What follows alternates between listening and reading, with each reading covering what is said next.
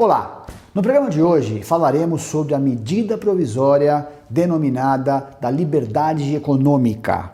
Trata-se de um ponto a ponto de mudanças em legislação e na regulamentação que busca a otimização da produtividade de um mercado que deve ser cada vez mais internacionalizados. São 70 a 80 itens, incluindo nelas até uma mini reforma trabalhista que passaremos a trabalhar desse e nos próximos programas. Para o nosso encontro de hoje, eu reservei 4 pontos que são bastante práticos para você, pequeno empreendedor.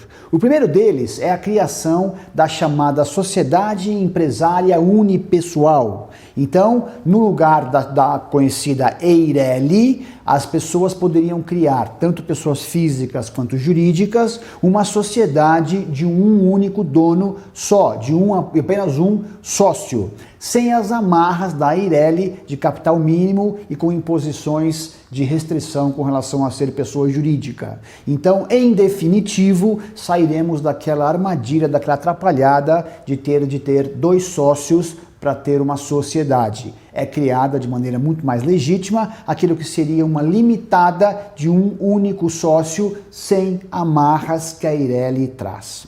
O segundo ponto que eu trago da MP é a extinção de obrigatoriedade do CIPA e de outras obrigações relativas à segurança e medicina do trabalho para pequenos negócios. Então não faz sentido que um pequeno escritório, um escritório como esse que vocês estão vendo aqui, terá o mesmo regramento de uma indústria para efeito de CIPA. Então empresas com menos de 20 empregados praticamente estariam desonerados de ter CIPA e algumas outras obrigações que são custosas sem que haja nenhum benefício, fruto de um entulho regulamentador da década de 70.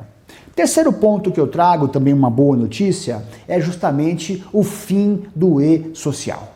O e-social deixa de existir, esse trambolho que conhecemos aí, essa máquina de trazer dúvidas, complicações e que impõe multas altíssimas, seria extinta por completo e em seu lugar haveria duas plataformas, uma para a Receita e uma para a Previdência, mas muito mais simplificado, muito mais simples do que hoje acontece. O e-social, esse que está aí há 5, 6 anos em andamento e que já foi adiado por algumas vezes, passou a ser algo sem nenhum sentido. Então o fim dele é mais do que bem-vindo a todos. E por fim, para o programa de hoje, eu trago mais uma novidade da medida provisória da liberdade econômica, que é relativo à impossibilidade de um sócio componente de uma sociedade que tem um processo trabalhista ser penalizado em outras empresas, ainda que do mesmo segmento,